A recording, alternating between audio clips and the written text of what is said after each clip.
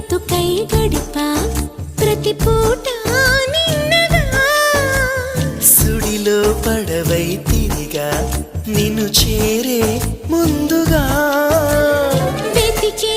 గుండెలో గిలిలో వెలిగా చైత్ర పాఠ్యమిలా మెరిసే కంటి పాపలలో వెలిసా నిత్య పౌర్ణమిలా ఎందుకిలా అల్లినదో వన్నెల వెన్నెల కాంతివల ఎవరో రావాలి అనువాస నేడు